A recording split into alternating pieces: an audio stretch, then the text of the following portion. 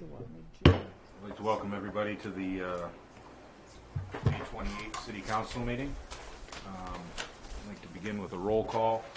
Mayor Gahn is absent for this meeting, and as Deputy Mayor, I'll be sitting in his absence. Also, Nicole Cody is absent and excused. I could get everybody to join me in the Pledge of Allegiance, please.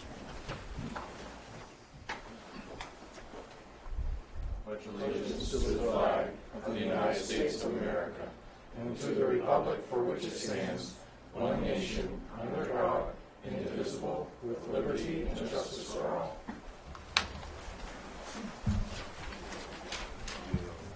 Item number 3, we have public forum. Does anybody have anything they wish to address the council prior to our agenda? That's good. Item 4A, the minutes from the council work session held on May 13th, 2019. Errors or omissions? Motion to accept. Second. A motion and a second to accept the minutes as read.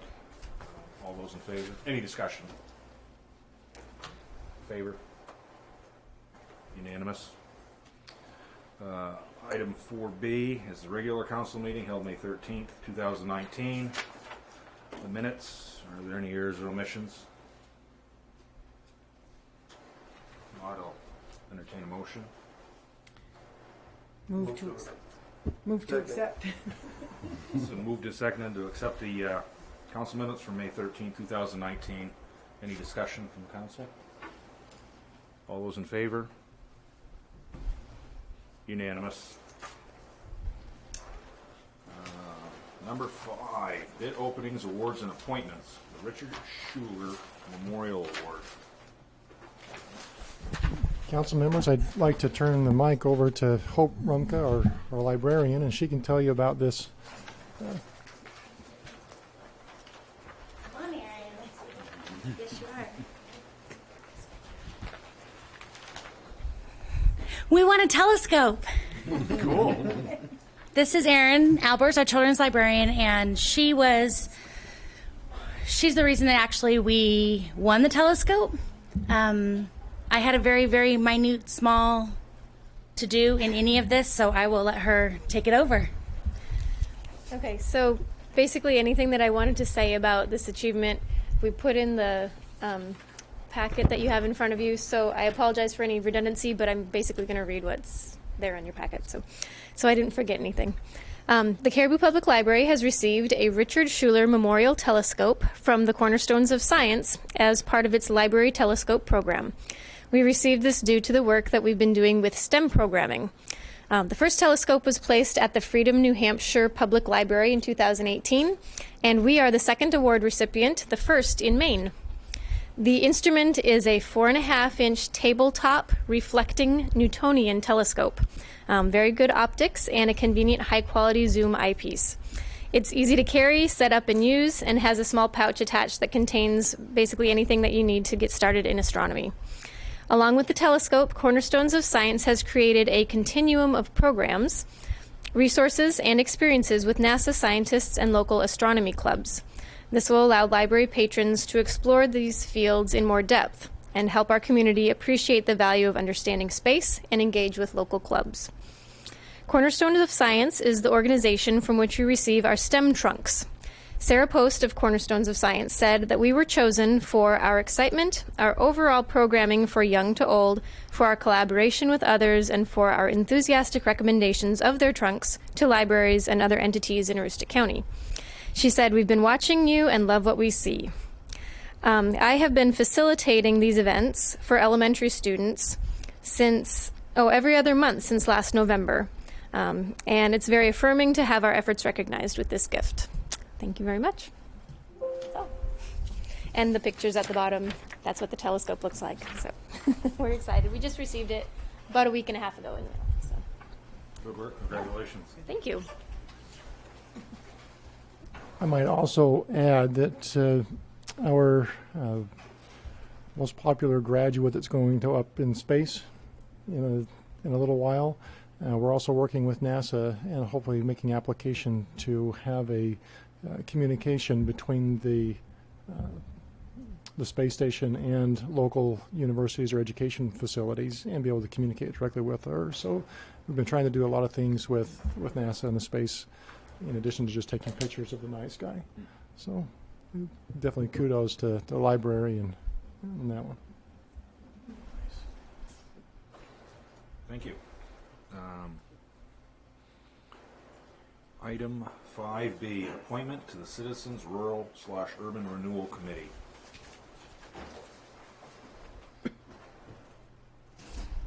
Council, you may recall that Mayor Gahn organized this committee last month and has requested that Ms. Jessica Plord be appointed to that committee. I know I spoke with her this morning. She's very interested and willing to get going with this. This requires the council consent. Move to accept. Second. Been moved and seconded to accept Jessica Plord to the committee. Any discussion? All those in favor? Motion carries.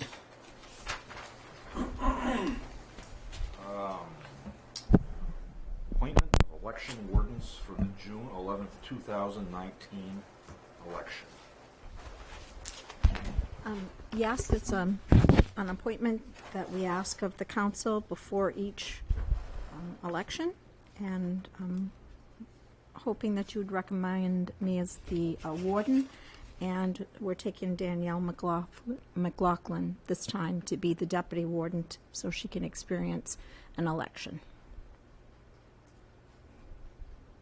Wishes the council? So moved. Second. Been moved and seconded to accept the approval of Election warden. the election warden, deputy warden for June 11, 2019 election. Is there any discussion? All those in favor? Passed. 7B, discussion regarding the RSU 39 budget for 2019-2020.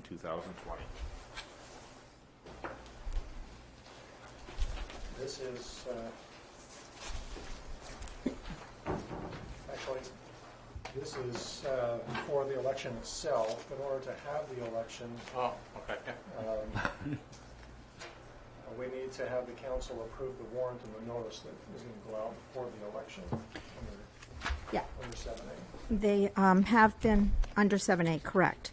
They have been signed by the RSU board members, and they need to be countersigned by the city council. And as part of that motion, I would ask that you include that the opening time for the election is 8 a.m. And that will, with the previous motion and with these two items, that will complete everything I need for the election. So moved. Second. Moved and seconded to approve the 8 a.m. opening time. Andrew? And countersign the notice of election, warrant and notice. Countersign the election warrant notice. Any discussion? Favor? Unanimous. Motion carries. So that takes care of that. Now, back to the discussion regarding 7B, RSU 39 budget for 2019 and 20.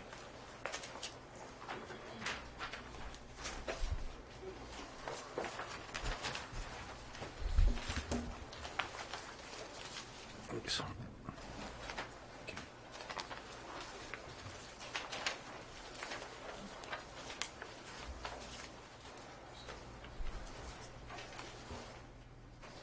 Well, thank you for having us. And Mark and I will try to go through this packet, not take too much of your time, but then if you have any questions, we'll try to answer them.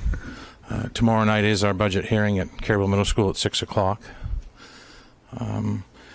We'll start off by saying that we're going to become a different school district with the withdrawal of Limestone. So if you look at the first page and refer to the page number 2, There were three things that were transitioning this year into next year. That's one, the limestone withdrawal. No longer will have the town of Limestone part of the RSU. The loss of revenue from the main science magnet school, science and mathematics, and of course, the Caribou Community School, the new school that we're going to be having online here come next August. So the principal payment for the debt service is the biggest thing that impacted the budget this year. It's almost $3.5 million. And this is state-funded debt service. The department is putting all that money into the budget. So they gave Caribou and Stockholm $2.8 million, roughly, and Limestone $492,000. There are a lot of communities around the state who have withdrawn, but there's very few communities that withdraw with a school project in the middle of it. So when Limestone withdraws, they have this $492,000 on their 279, which is the form that we received in February that helps show how we're going to fund our schools. That money, that $492,000 will be turned over to the RSU to put into that bond payment that needs to be made. So I believe next year the state's looking at imposing something where they don't have to send that out to the towns that withdrew from school departments that have capital improvement projects. So that money will be paid strictly to the bond bank by the state of Maine. The local portion of the debt service for RSU next year is $165,000. That's $158,234 to Caribou and almost $7,000 to the town of Stockholm. So Maine funds schools two ways: evaluation of the community and enrollment of students. How many students we have. So if you are a community that is gaining evaluation and losing enrollment, you're in trouble. That's a double-edged sword, and that's not where you want to be. How they set up funding, if you lose some valuation, the state looks at it like you can't afford to have all that money, so the state's willing to help you pay for some of that. So towns that have lower valuation tend to be higher receivers, of course. And then, of course, if you're gaining enrollment, then you're going to gain dollars. So in our case, what we did was we put the two columns together, which is refer to page 4. The first column was last year. The second column was what we're going to be looking at this year. Last year was a 2-year average on evaluation. They went back to a 3-year average, the state of Maine, when you look at evaluation. We took out limestone in both columns to give you some type of resemblance to the money we lost. And we lost a little bit of evaluation here in the district, so roughly 1%, so it's not too bad. I mean, we'll receive a little bit of funding for that, but we're not going to receive as much funding as we had last year, and we'll show you that in a little bit. Anything else? Okay. So when you look at the student population, we've been trickling downward for the last almost, I would say 5 or 6 years for sure. We've been trickling downward. That 104 students is including all of the Limestone students. So we have our own 279 this year. Limestone received their own 279. So that looks drastic, but it really is not. In the last couple of years, we've been losing minimal students, actually, although we've been trickling down. To really be impacted in funding, you've got to be in the 20s to lose like 22, 23, 24 students. You start to see immediate impact in your 279 with that many. If you're in the teens into single numbers, it won't show up too bad in your 279. You won't lose a lot of money. But in this case, we lost a little bit of money because we lost Limestone, so we lost all of their students. And this data is 2 years old that the state uses. So we went back. That's why there's 104 kids. Some of that may be, the last time Limestone separated, we brought them over to the high school. They were running about 86 kids in their school, high school, so in their school district, so over there in the high school. So we lost, those kids came over here last year to high school, and it worked out very well. This year's 8th grade had a choice because of the withdrawal. They had 11 kids in the 8th grade class in Limestone. 9 of them chose Caribou High School, and 2 chose Fort Fairfield. So. We picked up the majority of them. Now we're picking them up on a tuition, which is straight money across the table, basically, to the school from one town to the other. So that is, in my eyes, better than get them into the formula, because we lose money in the formula on that. And we get the straight tuition costs. So state funding, last year I showed you last year, 2018-19. As a district, we increased by $326,000. The mill rate was set at 8.51 for the state of Maine for schools and towns. That's the highest I've ever seen it since I've been doing this work. That's really high, 8.51. And then, of course, Maine State Retirement, we go back about 5 or 6 years ago. The state said we need to split it 50-50. The state used to pay 100% of Maine State Retirement, the 50-50 now to the district. So that was the RSU's cost for the Maine State Retirement. So any retired teachers from our district, we have to pick up half of that cost. The state used to pick up 100%. There are a lot of people out there that think the state could take it back at 100%, and that if you did so, it would help every school district, because that's a fair way, because everybody has to pay 50% of it. So, and it would also help the towns, so we wouldn't have to budget and pay for that. So this year, 2019, 2020, that increase of $879,000 is a little deceiving, because I just showed you 3.4 of that was debt service given to the school system. So that inflated that number a little bit. We went down in local share because they set the mill rate at 8.28. So we're asking the RSU towns of Stockholm and Caribou for $666,000 less than what they had to pay. And that's with the loss of the limestone and then the lower mill rate. And we also picked up a savings of retirement, because we no longer have the limestone teachers to pay for who are retired. So that was a decrease. I've never seen that number go down since I've been doing this job. Every year it goes up, and the withdrawal, in this case, saved the RSU almost $70,000, not have to pay for that retirement cost. Any questions on that part? Will that be a continual savings? Because We'll probably now level off, and it will start being just the Caribou retirement teachers that will pay every year. So I don't think it will be a decrease, but this initial year you'll have a decrease because of withdrawal. So these are some adjustments that we made to the budget. These are things that we had to remove from the budget. We made bleachers at the track facility. We were going to put in new bleachers. We decided to hold off. We have a card system now for locking doors. The whole bottom floor of Caribou High School has a card. We were going to put card systems upstairs. We held off on that. We asked our building administrators to code all of their items that they're requesting on a 1, 2, and 3 priority. 3 meaning the least priority, 2 meaning somewhat priority, and 1 meaning a really priority. I do that because when the 279 comes in, if it comes in bad and loss of money, then we go right back to them and say, take out your 3s, take out your 2s, and let's sit and talk about our 1s. So they really like that system, and it really kind of helps us move this system along a little bit. So we did get down in some of our 2s. There wasn't many 1s because there wasn't many 1s. And all of our 3s got off the table, so that's that $132,000.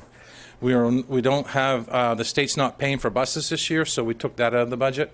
Normally they afford us 2 buses. We want to make sure we buy a bus when the state puts us on the bus list, because they pay for about 86% of the bus, and we get it back in our 279 the following year. So this year we weren't awarded buses. Our buses are very good shape. We take good care of them, and we'll probably see in the next round we'll get another couple buses. So technology cuts, these are things that we looked at, that software to server supplies to hardware for computers. We reduced some of that. We were going to add on to the bus garage because we have very limited storage right now with the building of the new school, and when the new school's built, we had a ton of storage with the learning center and the superintendent's office. We had half a gym there and everything, but that's out of the game. And that building that we're in, we love it, but it's a little small. Not much place for storage.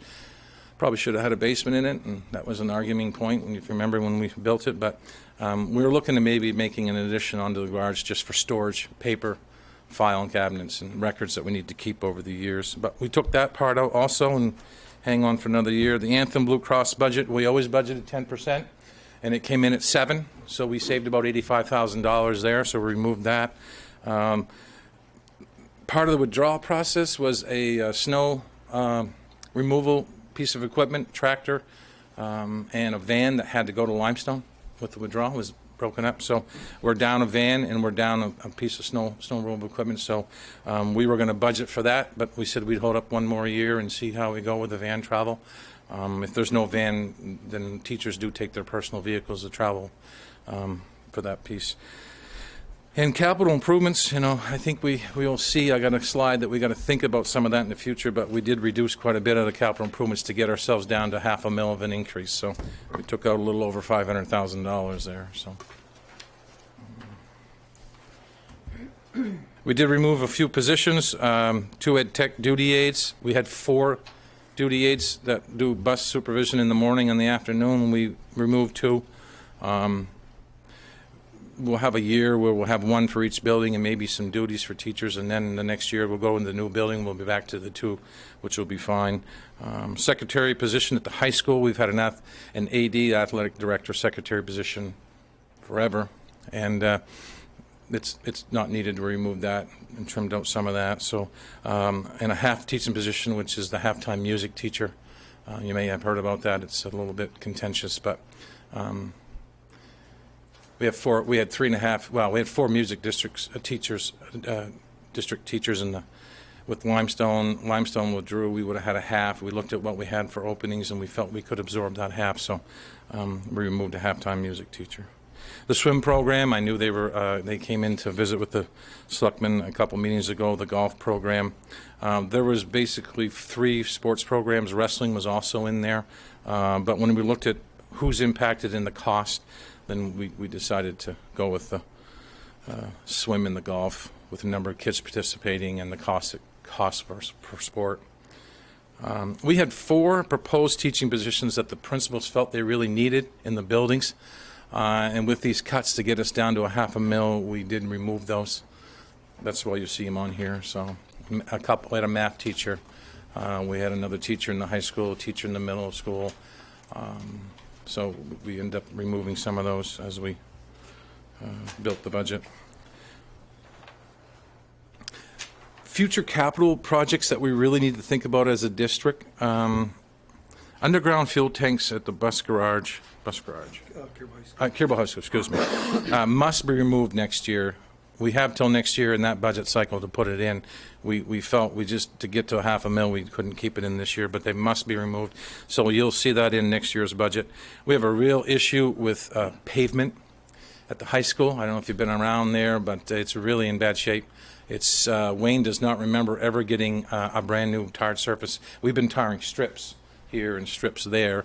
But if you go into that main parking lot with the performing arts, the gym, and the softball, baseball field, it's in really bad shape. There's potholes. People could get, just walking could be a liability to us. So we're kind of, that's a huge expense when we priced it out. And the track at the high school is turned 20 years old, and the life expectancy of a track is 18. So we've gone 2 years. There's potholes. There's tore up tar.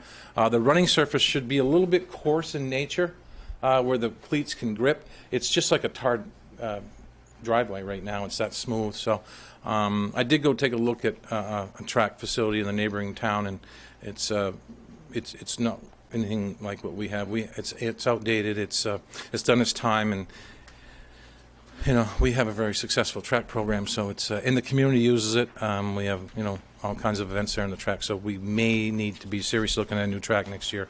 And that comes in at $385,000. So there's also a local group that's interested in having a turf field for soccer in the middle of that track complex, which we think if we do 2 projects separately, it's going to cost us a lot more money than trying to do 1 project at the same time. So there may be an effort to raise some money to put a turf field in there. But anyway, the turf is, an added-on piece, but the track is needed. So. Those are just some things that we need to think about as we move forward. So, what's included in this budget? Salary increases per our contract negotiations, health insurance, of course, property and casualty insurance. We were told has to go up by 10%. I serve on that board at the state level, and that's just because of all the storms, windstorms, rainstorms, fires across the country. That all does impact us here with our insurance. Workers' comp insurance increased by almost 28%. We kept the roof project at the Performing Arts. It's the only section of the high school that is still gravel roof surface. Everything else has been replaced, so that one stayed in. A lighting upgrade, LED lights at the high school. We still have one hallway. It's the main hallway that goes by the library into the CAF. That has still got asbestos in the floor tile, but that's one of the few areas left. And, of course, we felt we did have to have that van, so we took out the plowing piece and we kept the van in for travel in Limestone, because one of the vans had to go to Limestone.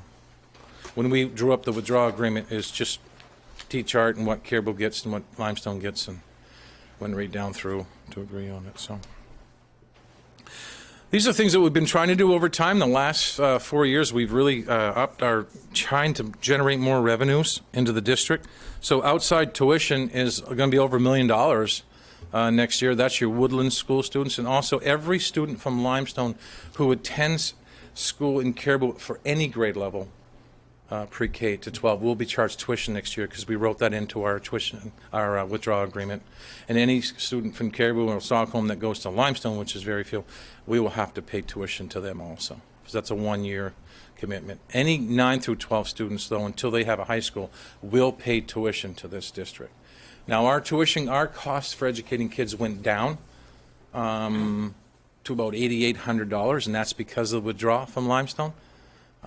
That was driving the cost up because of class sizes and fewer class sizes, number of kids here versus having one teacher in front of them, and what it costs to run a school with, say, 80 kids versus a school with 400. So it did help us cost-wise. It went down.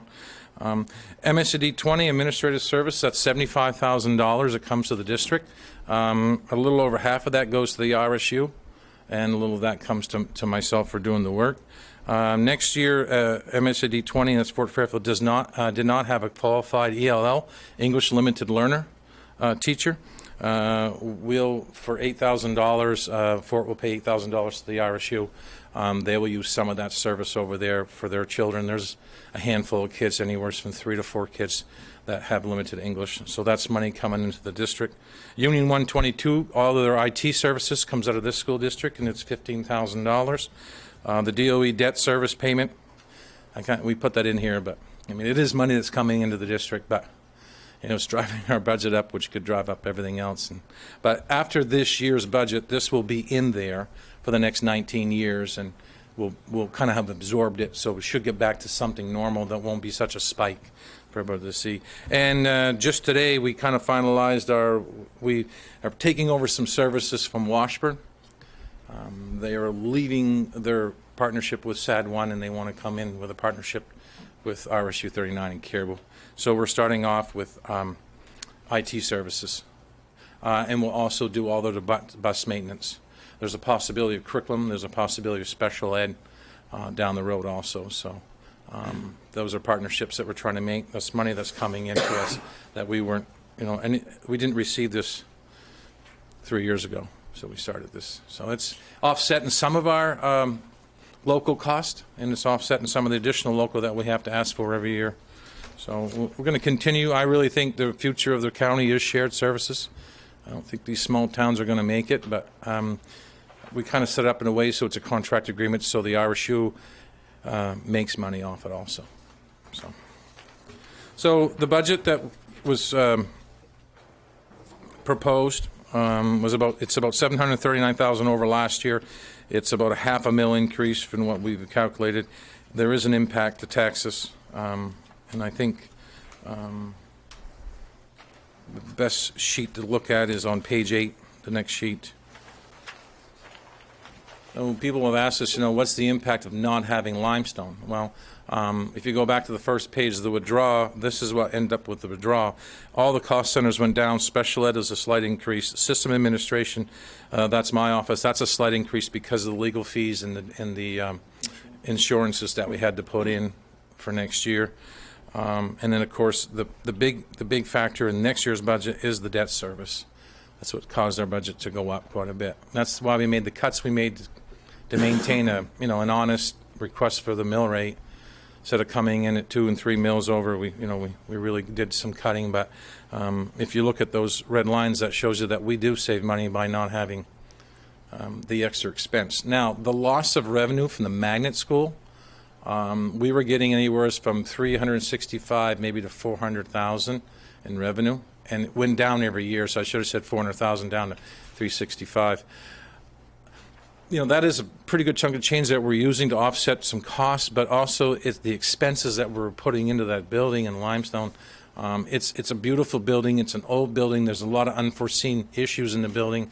Kitchen, the Performing Arts Center, the water issues that we've had, the pool liner, the roof, the pump in the pool, all of the we had to put air conditioning into the server room for the magnet school. They wanted us to pay for an eye wash station, fume hoods for chemistry. It was just on and on. It was just a amount of money that we're putting in.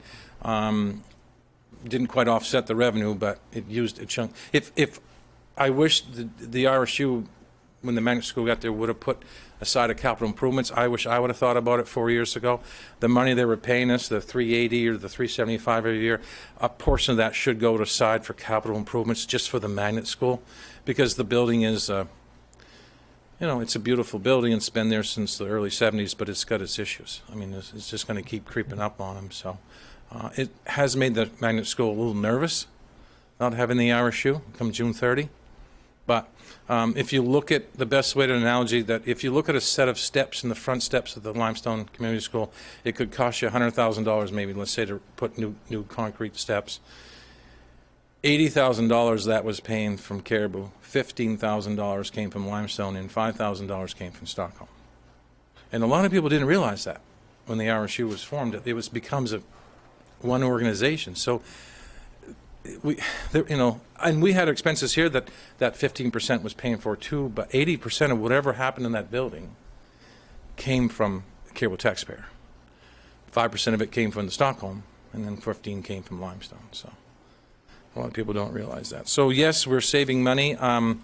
This year only, with the withdrawal agreement, Limestone is giving us $150,000.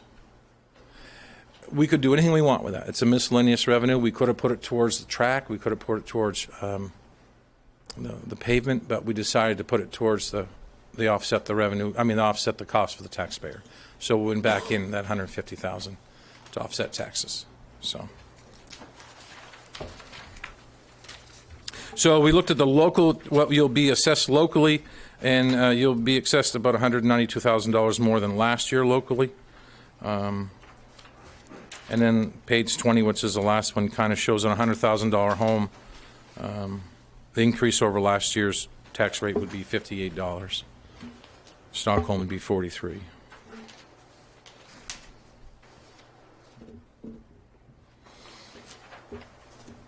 You say anything? Yeah. So, any questions on the budget? And I could talk a little bit about the new building if you have time. If not, yes, Dave. On the page 3 with the second gym. Now, yes. you've collected money for that. Yes, we have. And, I've donated some. Why can't we use some of that to offset this budget? I'll have Mark talk about it. That's what he does every day, unfortunately. It's amazing. But the first payment goes to the bond bank, and everything after that will go to the additional local, but I'll have him go through it. Right. We have about $500,000 committed, but we had collected just over $200,000 in actual cash. And so when our debt service is made up of two bonds. The first bond is $38,500,000, and then we have to go for the second bond because remember our bids came in too high, and we had to value engineer the project, and the state kicked in another $5 million. So it changed our budget essentially. So we had to go out and request a second bond to the tune of $14,258,000. Well, when we requested that second bond, we took all of the cash that we had in hand, again $200,000, and reduced the amount of borrowing that we did at that time. And then as Mr. Doak mentioned, any money that we raise, or when we collect the rest of the pledges, or if people continue to donate, then that will be used to offset the taxes each year. Whatever we have collected, when we determine what we need for local mill rate, we'll deduct that amount from what we'd normally ask from the taxpayer. So if we get $50,000 in cash next year, that will go towards the local tax effort in the community, And that was written into the the bond agreement. right, when we voted back a couple of years ago to approve the second, the building in general.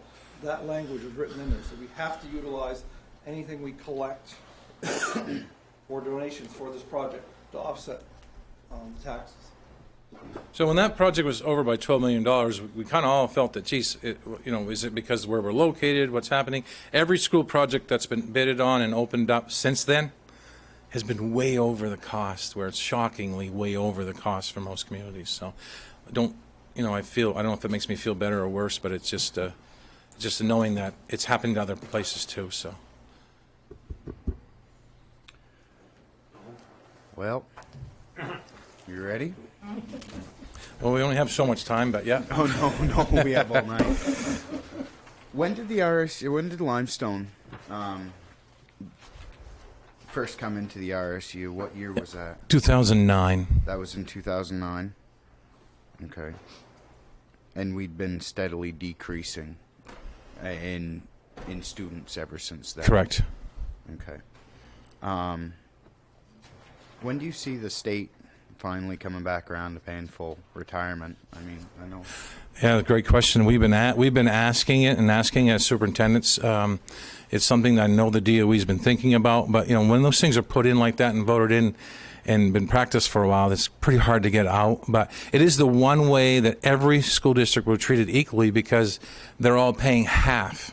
It's not like some schools are 65-35% receivers. That would be one way. It would be equal across high receiving districts and low receiving districts treated the same. So it's a good question, Tom. I mean, as superintendents, we keep putting that issue out in front. The other issue that we put out in front is a regional index. That would take 2 nights to understand that, but we're set at Caribou is a 0.9, where South Portland would be a 0.72. Because it costs more money to live there. And like an East Machias would be like a 0.85.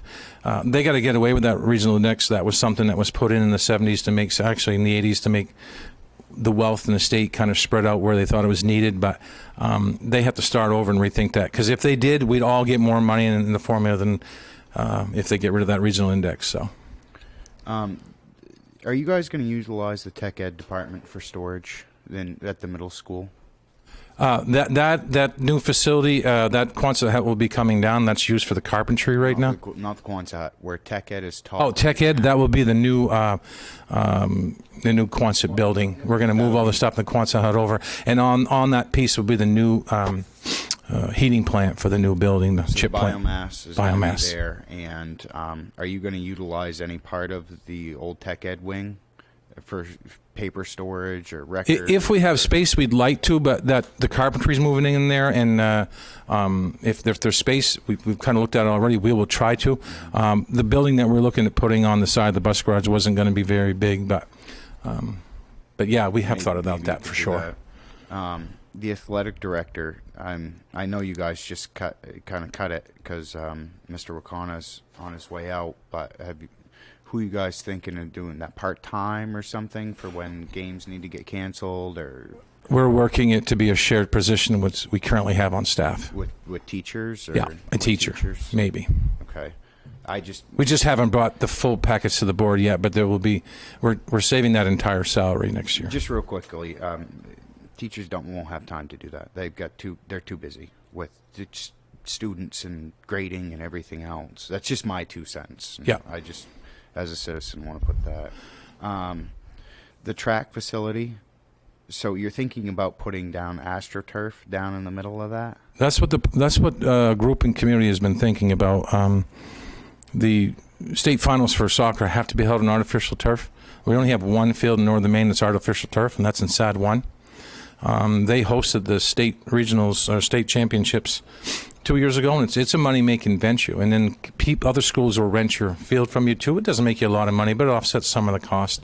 And when you run the numbers, it could be for a little much more cheaper. It's a little more expensive up front, but to maintain it, it's a little more cheaper. But we have a group in town who really wants to explore this, and that's as far as we've gotten. So, but the track, I didn't put that track in the same category because the track is really needed. The turf is, if we can make it affordable and we can get some in-kind from area businesses, it might be something we can do. Yeah, it's longevity. I mean, Yeah. you end up putting down a turf track or turf field, and then all of a sudden, everybody comes and uses it, and you have to sink more money into it than it's worth.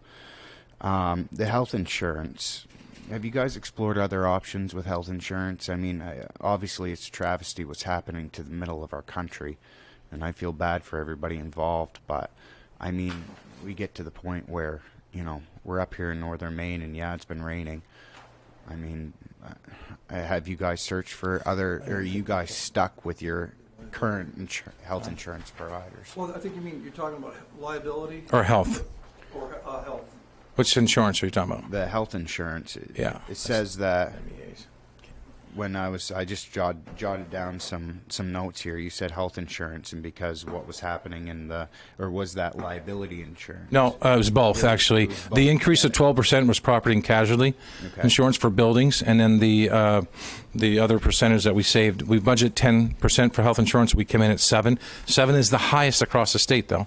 We're working on that. That's the health insurance. Either way, have you guys searched for other options? We have not shopped around, and I'm not sure. It's a negotiated item, and that's part of why schools don't shop around as much, because we fall under Maine State Retirement, and MEA pretty much is the Blue Cross Blue Shield they use. If we weren't a school department and we were a regional center, then we could shop around, but we haven't got any regional centers right now in Aroostook County. So you're kind of stuck. A little bit, yeah. Yes. Okay. Salary increases. I mean, this is nice. I like it. But, I mean, you look at the buses, that you cut that by half. You look at school administration, that's cut by 16.99. And we get to system administration, and you guys bumped it by 4.8%. I mean, it seems like we've seen... And I'm not trying to knock you, Tim or Mark, at all, but these are questions that I hear all the time as a city councilor. Why haven't we cut system administrations? The cuts from that's not just salaries. That's a total line, but some of those system administration would be my office. Yes. And the increase in there is because, well, there's salaries in there for everybody that works there, but there's also the insurance increase of 12%. For property and casualty. And then we also put some fees in there because we've had 3 claims from Maine Human Rights in the last 3 years. So we had to up that by 10,000. Okay. Your salaries went up by 1.6%. Right. And That's to 8 people. To me, and I just want to kind of get right down to it, because people are going to say this and down. You cut everybody else, but you guys didn't cut your own salaries. That's just basically... Well, nobody's salaries got cut. But with the withdrawal, school administration... Salaries, regular instruction cut 12.58%. What's misleading is, again, all of the Lost positions. I know, it's just what I see, Tim. that you've seen are primarily as a result of losing limestone. Right. But the only department that is not directly impacted by limestone is system administration. System administration. Because we cover the All whole, of it. we cover everything. So you'll see all areas had decreases primarily because of limestone, except for system administration. So all the teachers in Limestone were taken out of that budget. That's why there was a reduction in Cost Center 1. They're no longer part of our cost. And then I can make the argument that you guys are doing less work now. You don't have to work at Limestone. I'm just playing devil's advocate here, guys.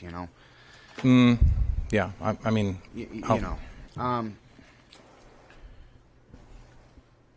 The other thing is, and this is kind of my last little tirade,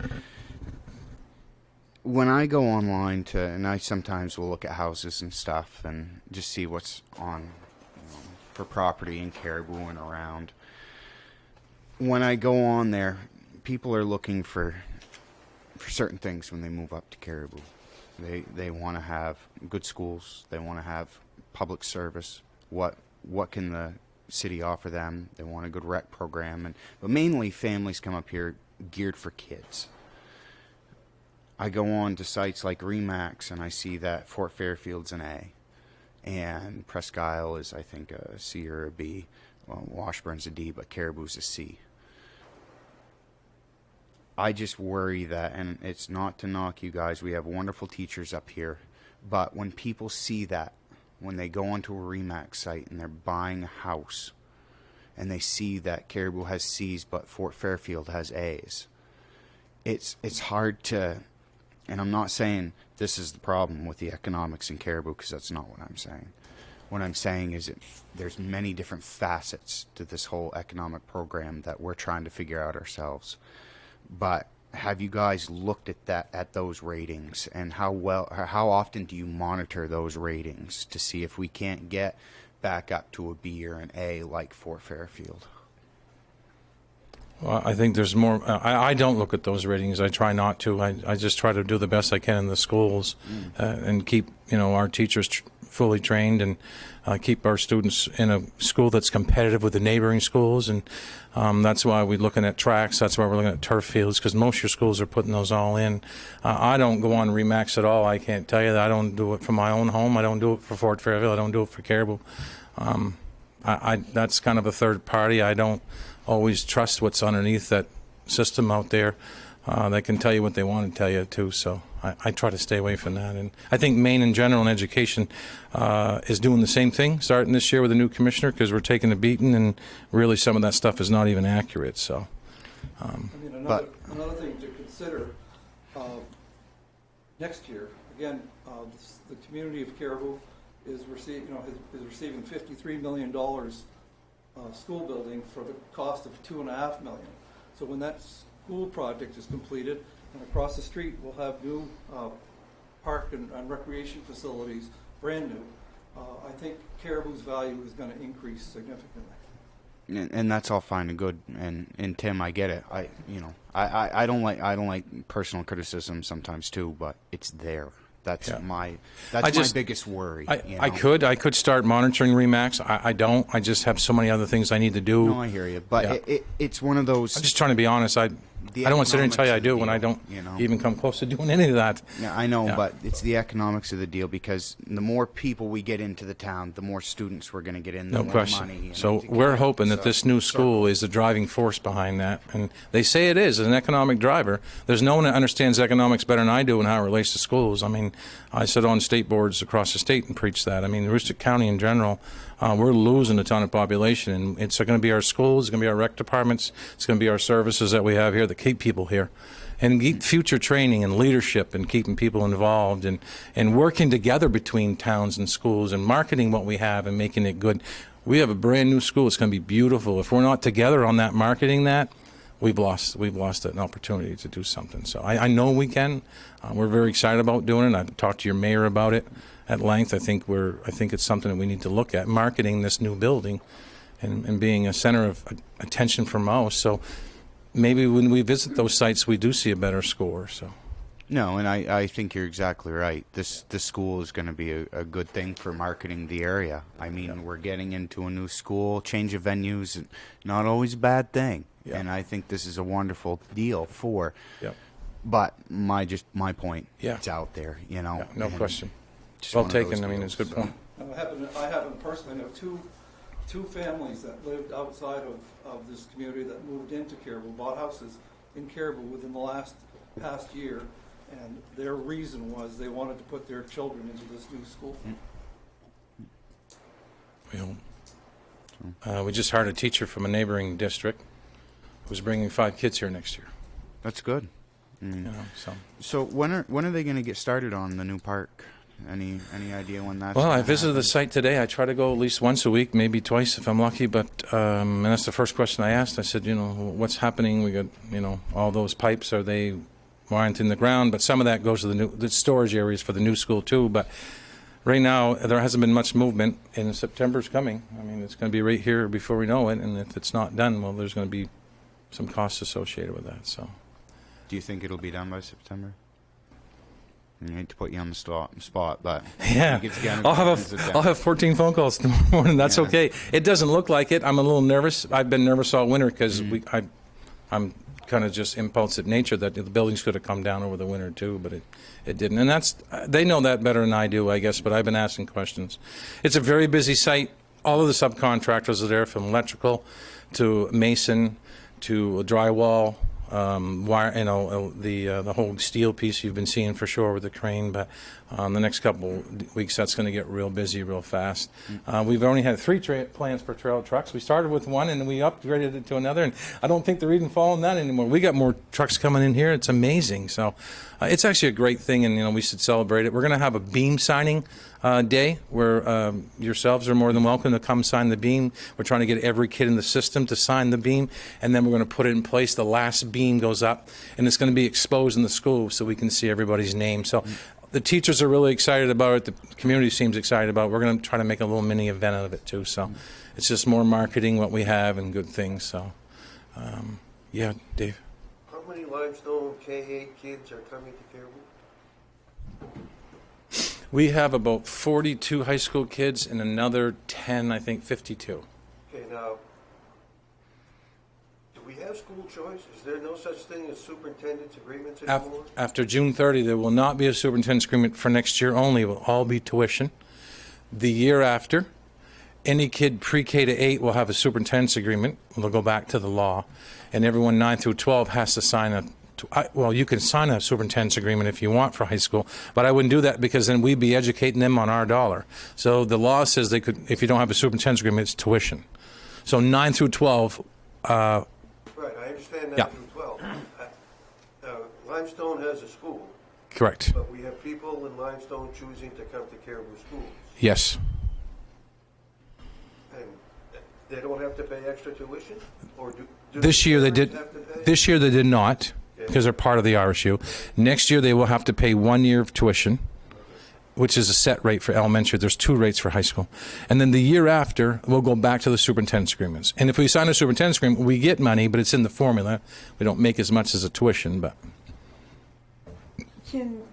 Can Limestone refuse to say, no, we're not going to pay? Because I assume it's the Limestone district that pays the tuition, not the parents. correct. Can they say, no, we've got a school here, you have to go to school here unless you move to Caribou? Well, they can say no to a superintendent's agreement. Okay. The superintendent can say, no, I'm not signing it. If Right. that happens, then the letter has to say you can petition this to the commissioner, and then the commissioner will decide if the parents go that far. If there's no grade in that building, like there's no 9, 10, 11, and 12, by law they must either sign a superintendent's agreement if the other superintendent wants to accept it, but I would never do that because we'll be paying for all those kids to come here. So then it's a tuition. They have to pay tuition under the law. So that's what I said. There's 11 8th graders.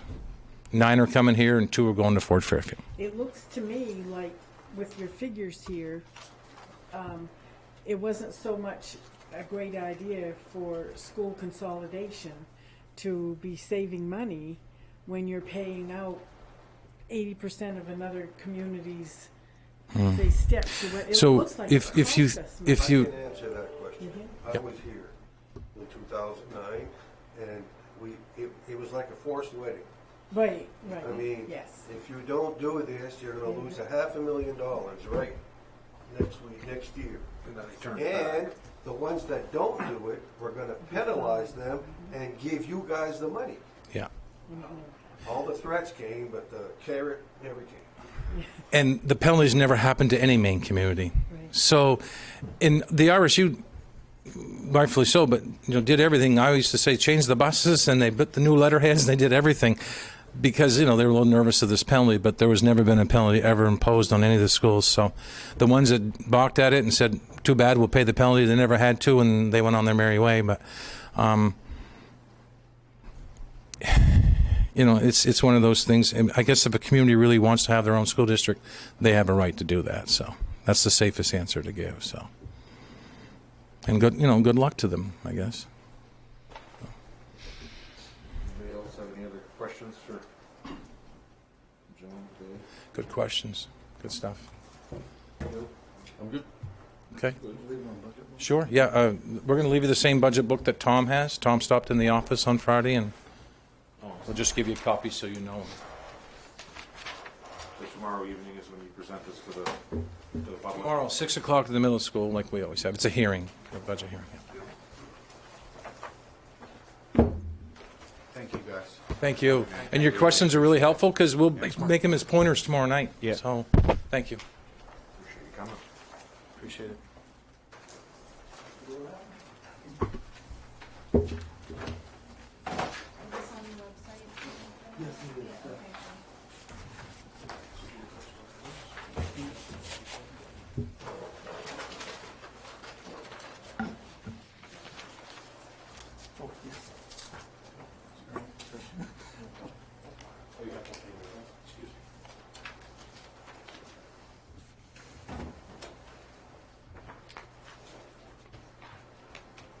So that's where we at. So on we're 7C now.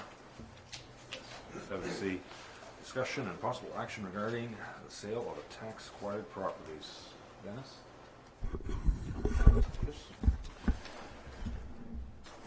We received, or you may recall that the council during your last meeting approved the tax acquired properties that we would be putting out to public bid.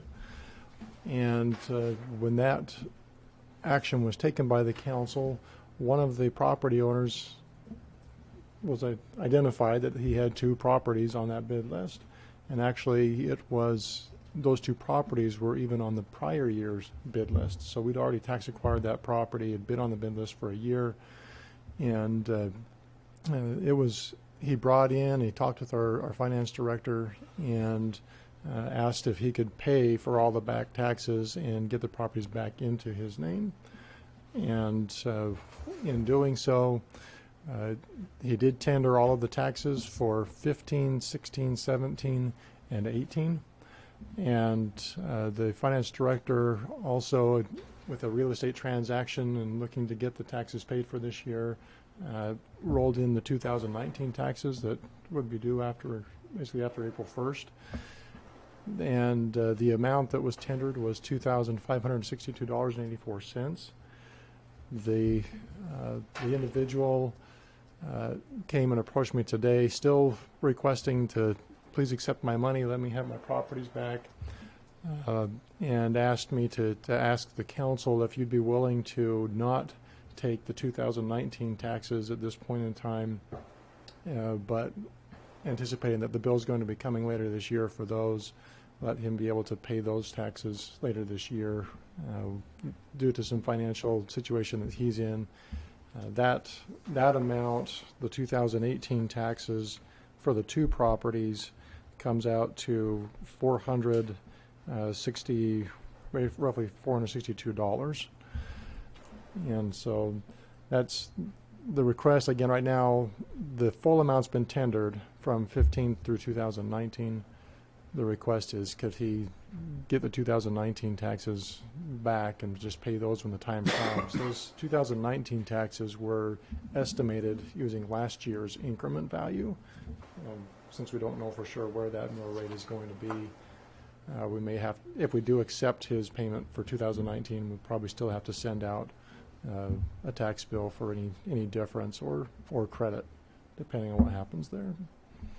But it's a staff recommendation that you accept the money that's tendered and quit claim the properties back to the individuals.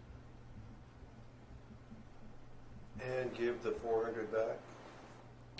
That's the council's prerogative. If you'd like to do that, you can. Well, let's not do it.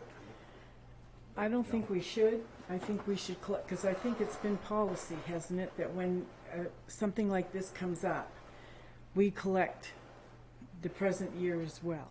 All past due plus current. Plus current. And that's the way that we've been doing it, and it's worked well because he hasn't actually, it's been 2 years that this has been going on the tax rolls, and he hasn't paid it. Now he wants to pay it, but he doesn't want to pay 2019, and I don't think we should not stay with that policy. We collect the current year estimated as well. I don't think we should deter from that practice. I think we should need to get it all. Okay. What are the wishes of council? I'm not quite sure. That's what we're doing? Yeah. I mean, it's not a bill till you get the bill. We haven't issued it hasn't been committed yet. We haven't issued the bills for this current year, for 2019. Yes. So like the people that came in late January and February, the 2 or 3 we've approved, paid for this year also? No, they paid through 2018, but they paid theirs before April 1st, and so that's what we're basing the 2019 dollars on, is the April 1st improvements. Okay. I would move that we accept the bid amount for the subject properties, which will cover the whole monies tendered, $2562.84. Second. Move a second, we accept the amount tendered in 2562 and issue a quick claim deed for properties. Any discussion?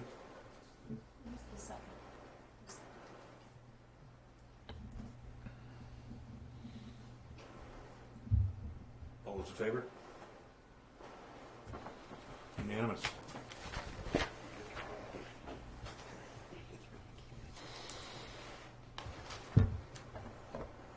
Okay, let's see where we're at next.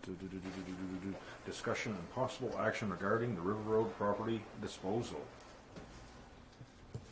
During the last meeting, the council asked me to bring back a possible scenario for disposal of the properties that we acquired on the River Road, at least the ones that we've anticipated tearing down. The council already authorized the sale of what we refer to as the Terrio trailer, and so that's not what's being discussed tonight. We're really talking about the 2 other homes that we anticipate demolishing, and do we want to try to surplus any of those? I really looked at this as 3 options. The third option is basically we don't do anything. We just continue to move forward with the project. We don't try to surplus anything. We would still do the asbestos abatement and demolition when the time comes. But as far as the potential for surplusing it, we could sell the buildings, essentially almost treating them as if they were personal property, sell the buildings separate from the ground, and see if anybody is interested in buying those buildings. The process would be that we go in, we describe what's in there, we post pictures, we put it out for open bid for a period of 3 weeks or so, and we would also require them to demolish the building when they're done taking out of it whatever they want. Or under the second option, they take out of it what they want, and we continue to tear down the buildings when the time comes. There are concerns about liabilities. We'd want to make sure whoever buys the structures would indemnify the city before they go in there and strip anything out of it. We would still have to worry about how asbestos is being handled and making sure that that's all done in compliance with the state laws. As far as city costs, under the option of selling the buildings, we'd have our costs in putting the bid package together. There'd be legal contracts that need to be drawn up. If we do that, I would be recommending that we require them to post a bond for the demolition of the buildings. And so they'd have to post a bond, and we'd be administering that. Of course, enforcement and oversight. We would have there would still be some foundation demolition that I'm assuming we would still do in the project, so it's a reduced cost to us, but it would still be there. It's already anticipated in the River Road reconstruction project. The owner's costs, they would have of course, their bid cost to actually get the buildings. They'd have the posting of the bond cost, plus their salvaging cost, the asbestos abatement, and the demolition. As far as city revenue under that scenario, I can't see that anybody's going to give us the salvage value, knowing all the costs that they would incur just to go in and strip that, and so we'd get much less than salvage value. Overall, I would anticipate a negative net to the city to go through that process. The second option would be just to bid it for salvage. In other words, if you want to salvage anything out of here, give us what you would do, or how much you'd pay the city to go in and strip out whatever you want, but the city would still keep the requirements, or we'd continue with the liability, we'd do the asbestos abatement and so on. Our costs, again, we still have a bid package to do, legal contracts, enforcement and oversight. The asbestos abatement would stay the same. there'd be a little bit less demolition depending on what someone salvaged out of those. And so the owner's cost in that scenario would be the bid for the materials plus the cost of going and salvaging, whatever that might be. So would probably get less than the salvage value of what's actually in there, and again, probably a negative benefit to the city as far as total costs with time and resources spent. At this point, my recommendation is that we don't put these two buildings out for any salvage value, either as whole or in pieces, but we retain the buildings and move forward with, when the time comes, the demolition of the buildings with the reconstruction of the river road. Dave? Let's say a building is moved. Can you just bring your asbestos with you and all that stuff? Yes. Are either of those buildings in good enough shape to be moved? Both of these buildings have several additions. The one is a trailer home that was added onto multiple phases. It would be very difficult to strip all the additions off of it and be able to move that, or even try to move the buildings with their additions. What about the other one? The other one, I'm going to throw this one up, Penny. What do you think, Penny? Would it be possible to move the Fournier home? Put her on the spot. Anything is possible with enough money, but it would not be financially feasible to move it. There's also a lot of deterioration in the property because there was a lot of water, so there's a lot of biological growth already forming in the property, which I think would make it so that someone might not be inclined to take on the risks associated with that. Thank you. Basically end up on the list with that option. They'll end up on the list with these other 6 that are posted for demo at some point. Right. We did recall we approved the asbestos contractor to come up and do asbestos testing for us in several homes and properties. We asked them while they were here to just go and do the asbestos testing for these 2 homes as well, for the same price, and they were willing to do that. And so we should have results back on the asbestos for those 2 homes shortly. I would make a motion that we go with option 3. Second. Let's move to second and go with option 3. Discussion, Tom? I think, if people want to come in and they want to hook onto these trailers and walk it down the road and strip the city of any liability, knock yourself out. It's less that we have to abate. No, go ahead, Hugh. So, if I'm seeing this correctly, if we voted to retain the buildings, we're just going to keep them there until a point in time in the future when we decide what sort of scope of project it takes on to fix the road, and then we'll have to demolish them, at which point we'd get no value. Right. So if we don't do that, we get some value for it. If we get rid of them now, and then we remove the liability. Between now and that point, because their liability just sitting there, right? Okay. Wasn't it kind of in the plan to demolish them as quickly as possible after the asbestos report and stuff comes in? It's the only reason they're still there is because the reports haven't come in. We don't know what the asbestos situation is and things like that, but that's the next step, right? I know the engineers were recommending to get the buildings down as soon as Right. possible to alleviate the liability issues. I guess I'm not. I don't believe that any value we're going to get as far as a bid price is going to offset any of the costs that we're going to incur from the administration of the process. That's my concern. Dual X. Say dual X, so we're gonna, maybe nobody is interested, or we don't get any, very little revenue back. Right. As was pointed out, the one home what did you call it, biological growth. The one home, there was over the winter time, the well apparently continued to flow, and the basement was filled with water. Not filled, but quite a bit of water in there, very humid. There's a lot of biological growth upstairs and downstairs. There's concerns with that as well, and the desirability of the properties, I guess, is in great question. A little bleach would be all right. And about the only thing north in there is what, copper? I mean, if we hire somebody, tear it down, can't we keep the copper for the city and sell it? Or is it, you guys take care of it and be gone?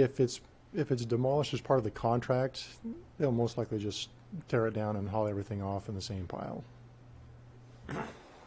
If you ask them to separate, it would be additional cost.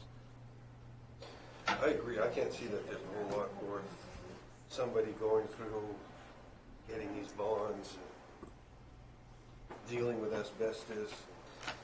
They'd just like to go in, strip what they can and walk out. But we can't let them do that. Right. Any other discussion? The motion moved and seconded to Go with option. go with option 3. All those in favor? Opposed? 3-2. No vote. So it Motion fails. fails. So if it fails, where are we? Reconsider of discussion.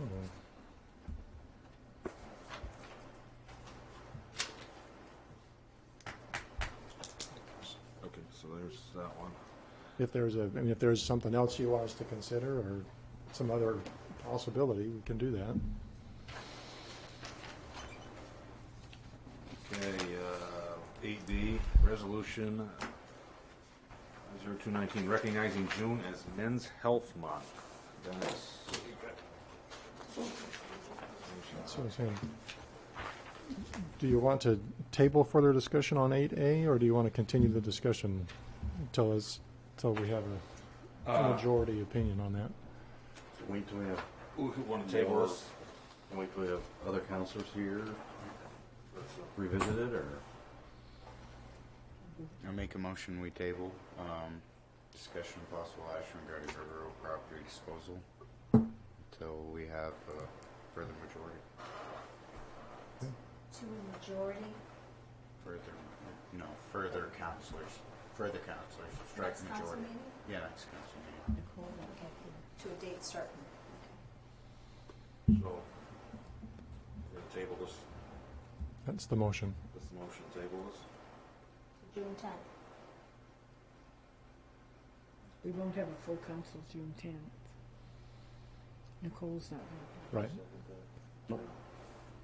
Second it. Need a call for a second. Do we have a call for a second? I'll second. Let's move and second that we table this, I guess, for further discussion. Okay, I have a question. In my mind, if we don't table this, we're at number 3 anyway, because that's where we were going before it was brought up to look at the other 2. Right. So table 3 is where we're going. That's what we were going to do before. Right, okay, Yeah. I understand. So we're going, No, there's a motion and a second. there's a motion and a second that we table this till the next meeting. All those in favor? Opposed? Fails. So if you're not going to table the discussion, then, I understand we're at 3, right, which is where we were a month ago, let's say. but you still maintain the open dialogue with the council today.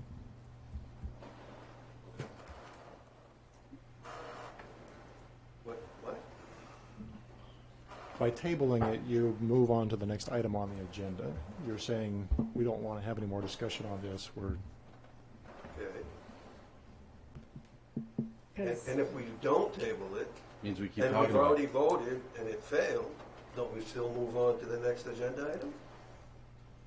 Or we consider other options. or you Well, consider other that's- options. I don't know what the proper, I'd like to know, Tom and Yui, how much do you think, I have no idea, how much do you think that stuff in there is worth? I have no idea. And I really don't care. I'd like to get some sort of money back. That's my point. I think that any sort of revenue, now if somebody wants to go hook onto that trailer because they think it's worth something and strike the city of any liability, then let them do it. But that trailer is not part of this thing. That part of trailer this is, discussion, correct? Go ahead, Susan. Then why were we Two talking trailers. about the Terrio trailer in this discussion? no, we weren't. We Yeah, it was- weren't, it was there's all- another it was all the trailer. houses. Tom, there's another trailer that you can't see because it's been My deal built around. has been and always will be generate some sort of revenue from these properties to help offset costs. If we have an asset there, let's utilize it and do something. I mean, I just don't think this is the end all be all here. That's kind of how I feel. But we have a manager's assessment that it would cost us more than To the do return. that. So that's what I'm basing mine on. And take I, that, I want to see, again, we still haven't gotten anything back from the asbestos people. They might go in there and say there's no asbestos, you know, and Yeah. they're okay to, you know, we're okay to have people go in and salvage what they can. Signing could they sign a disclosure document that you go in there on your own risk? Yep. There we go. And how do we get revenue that way? But that wasn't They part go of it. in, they salvage what they want, buy what they want in the houses. So you're looking at more of an option 2, where They bid to go. they They bid to go in. or whatever, but again, they can sign a non-disclosure. You're at your own risk. You get lockjaw from pricking your finger on a nail, then guess what? That's your own fault, not ours. That's really just a kind of, that's a modified option, not one that we were proposed, That's correct? that's Yeah, fine. it's but like I number still 2. wanna Just keep like number all 2. the- yeah, they could take you to court and you're not much good for. More discussion? Motions on this? There's no motion there. There's no motion, but we move forward now. Agenda item? Okay. What would you like, manager? If there's no more discussion on it, then yeah, we'll move on with the 2 failed motions, and with the direction that we had from the last council meeting, that we'll sell the Terrio trailer as a whole, and we'll sit on the 2 homes.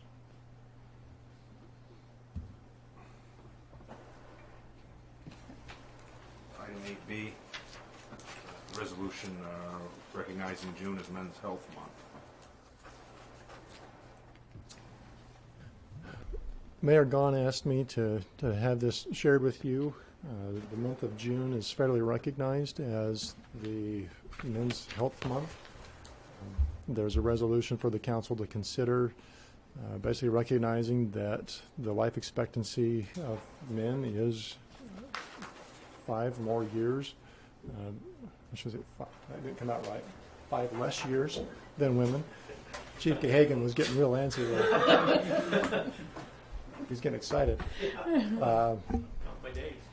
But recognizing that a lot of that is sometimes that men don't get the proper health screenings that they need. There's risks to different jobs that they're doing that maybe women aren't directly associated with, and so again, Mayor Gahn asked me to prepare this for the council to consider, recognizing June as 2019 as the Men's Health Month, and recognizing that. I'll just read through some of these real quick. The fourth one, or the third one down, men who are educated about the value that preventative health can play in prolonging their lifespan and their role as productive family members will be more likely to participate in health screenings. Fathers who maintain a healthy lifestyle are role models for their children and have happier, healthier children. And the Men's Health Network which worked with Congress to develop a National Men's Health Awareness Period as a special campaign to help educate men, boys, and their families about the importance of positive health attitudes and preventative health practices. And finally, whereas the citizens of this city are encouraged to increase awareness of the importance of a healthy lifestyle, regular exercise, and medical checkups. Therefore, the City Council of Caribou does hereby proclaim June as Men's Health Month in 2019 and encourage all our citizens to pursue preventative health practices and early detection efforts.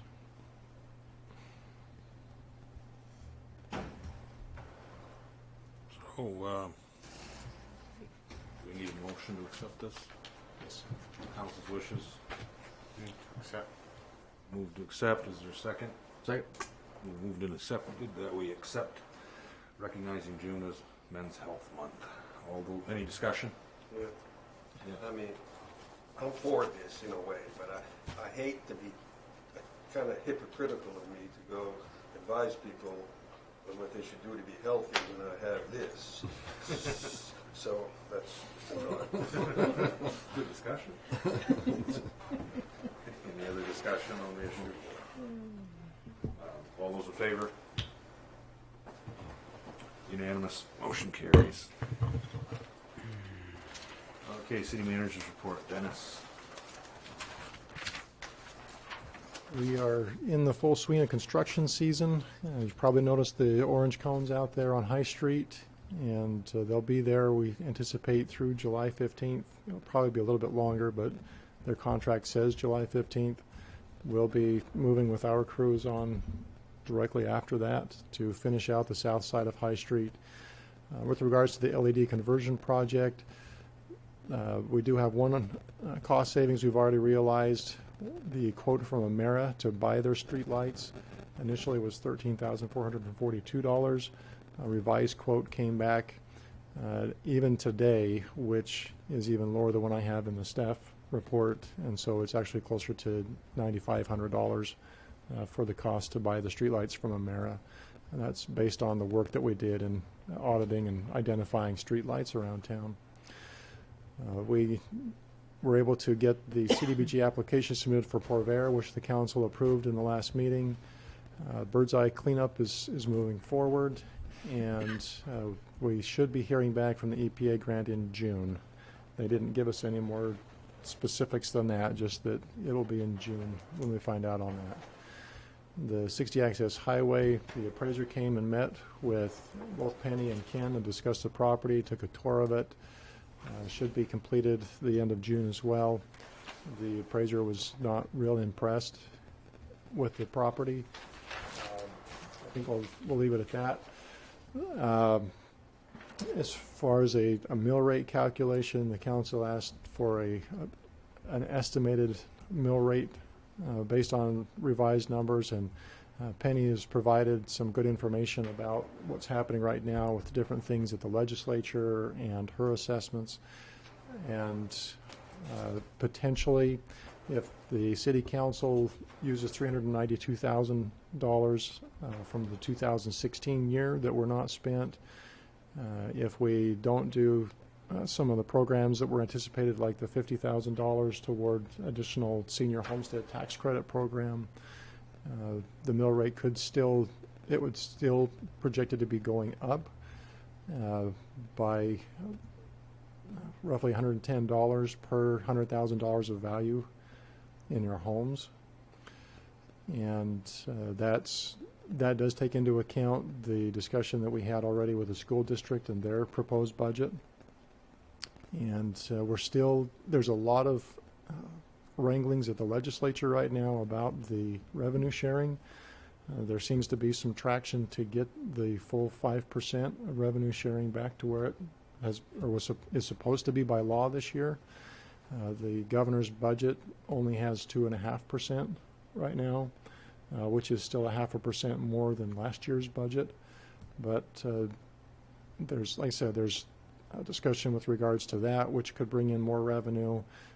There's a lot of traction with regards to the ambulance billing rates being able to go up as far as compensation, which would again bring in more revenue than we've anticipated.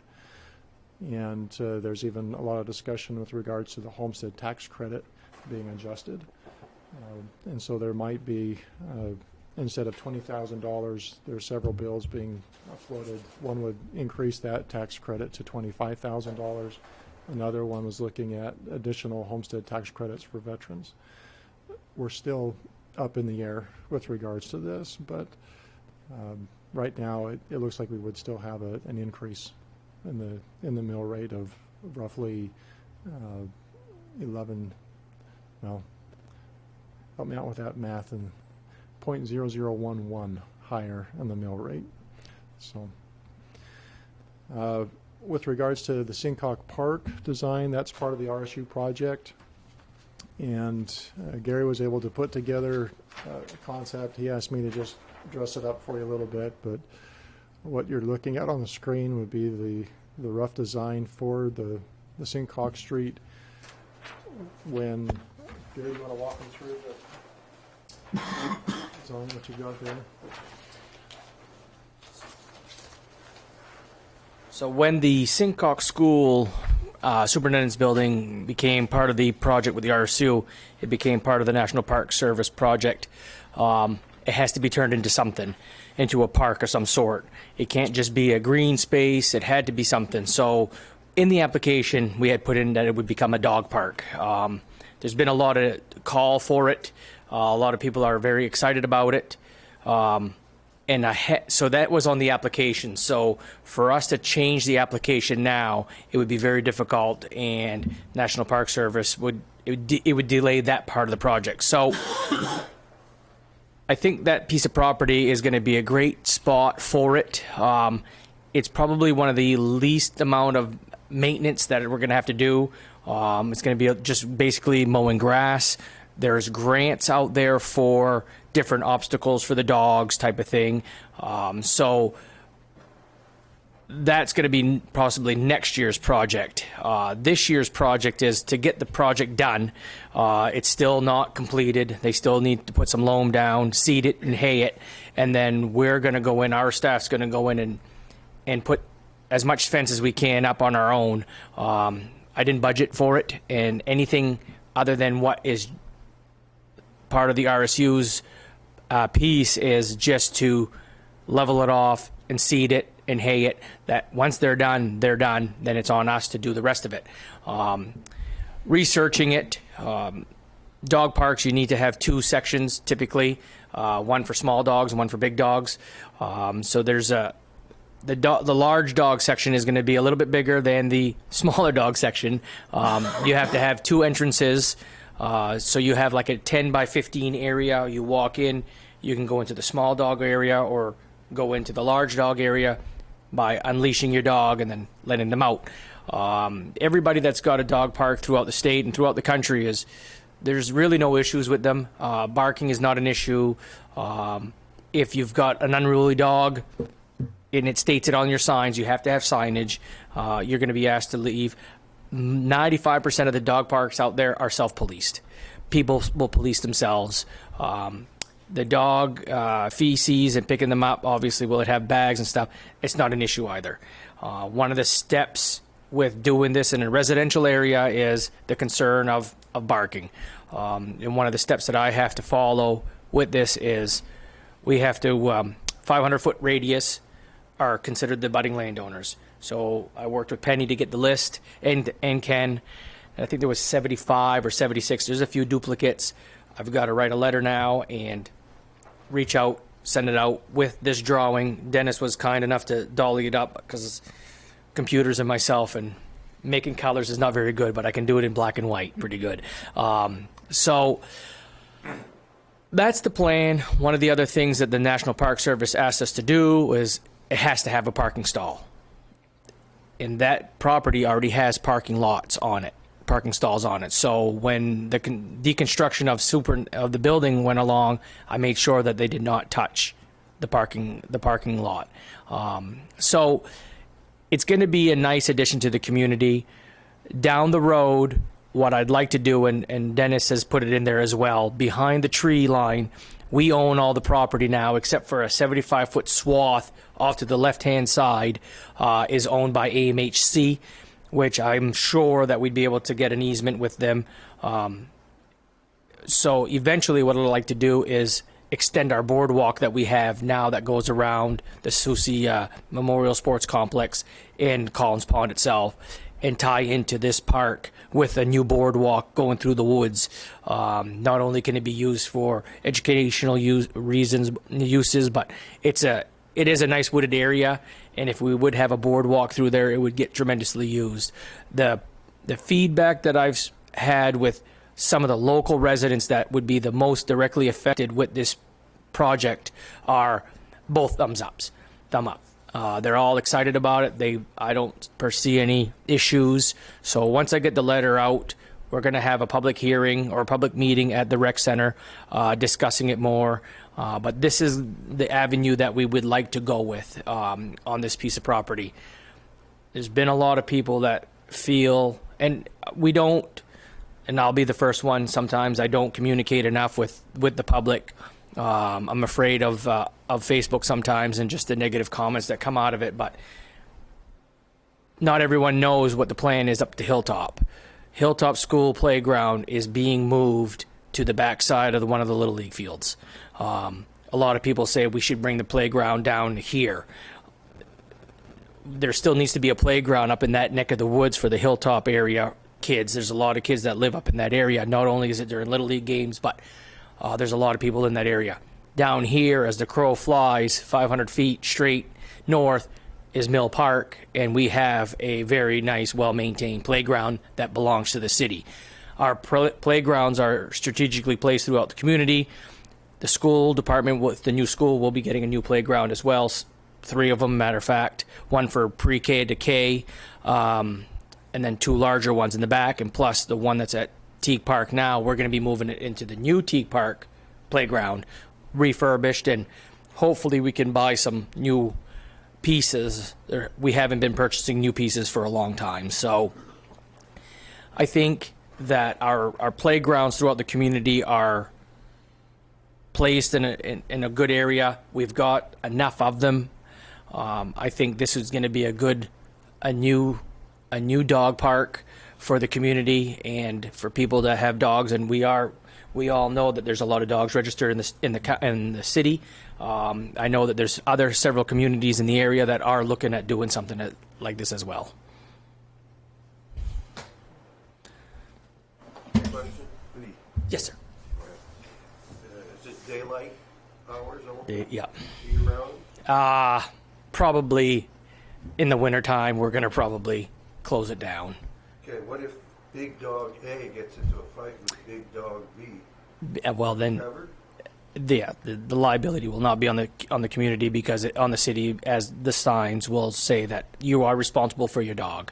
And again, like I said, I've put the questions out there to the rec departments throughout the state, and there are no issues.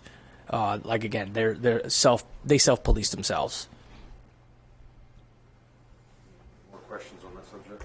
Any questions at all from anybody on the subjects on the city manager's report? Along with you? I don't. I don't have any. Do you have any more questions? On the report, the Bird's Eye grants, does that include the Brownfield grant? Yes. Okay. I do want to add to the report, and I don't know if there's been a lot of social media on it. I know there's a lot of pictures that were taken, but over this weekend we had the high school prom again at the Recreation Center, the 2nd year in a row, and Gary and his crew pulled off a phenomenal event, and definitely kudos to Gary and his crew. I mean, you walked into that building and you could not tell it was a gym because of the different decorations that were used and how it was done. It was amazing. Yeah, and I was hoping that Mr. Doak and Mr. Bouchard were here to hear that.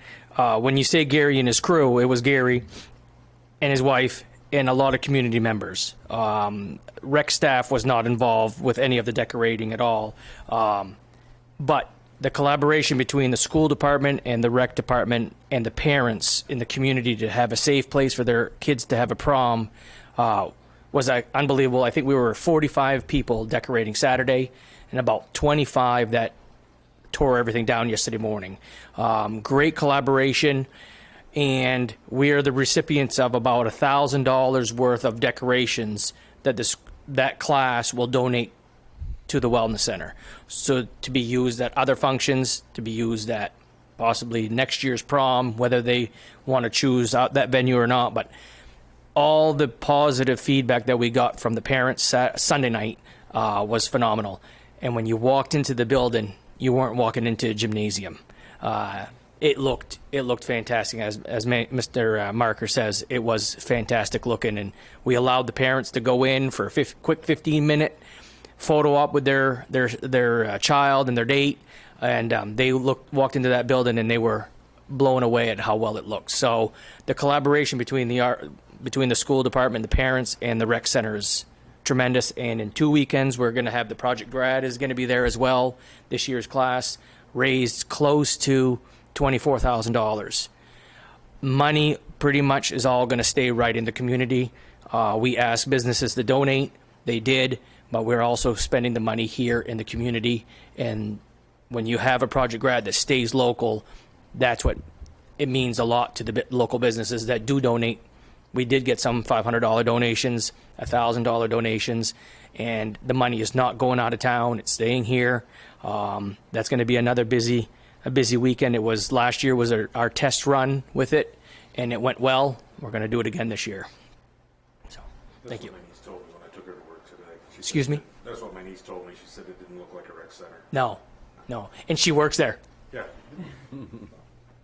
Thank you. This covers the city manager's report. Item 10, report and discussion by mayor and council members. Anything that council members would like to discuss or add? I had a citizen ask me,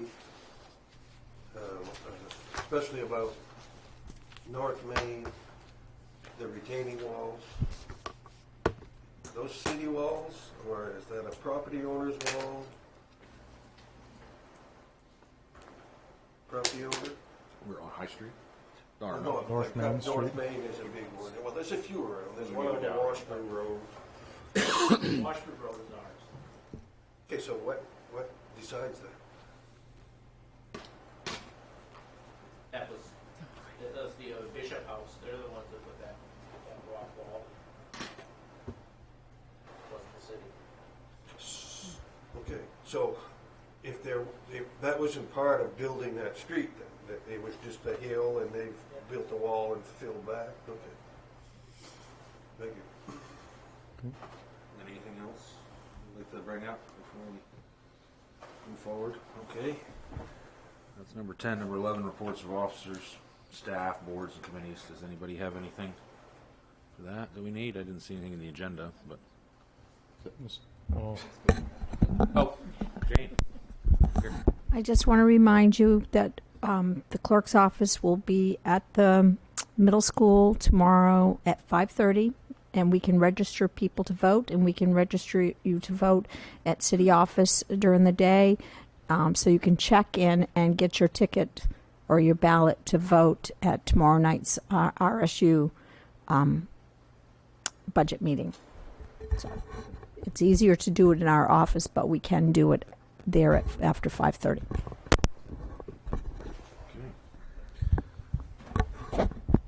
Gary. Seeing that you got a question about the walls, we do have quite the grub infestation in town. Have you noticed the lawns are all brown throughout the community? Not just city property, but there's a lot of it. City office lawns are in rough shape. The library's lawn is in rough shape, and it's rampant throughout the community. Now is not the time to treat them. Middle of June, end of June is a better time as we get the larvae stage when they're making more. So we're working on it. It's very expensive chemicals to treat. Right now we would be wasting a lot of money. So we are working on it. I've got some phone calls today Hope asked last week what was going on with the lawns. It looks like a rototiller went through them. So if you guys do get questions about why our properties look the way they do, we're not the only ones with this issue. We're working on it. We got to reseed and lay some new seed down to grow some more grass. It is disgusting looking throughout the community. So just wanted to let you guys know that. Your skunk traps out? Unfortunately, I trapped a groundhog the other day, and I moved him off to a new spot, reset the trap, and yeah, about an hour and a half later, I got a skunk. So the skunk got released right where it was because I wasn't moving him. Some people know how.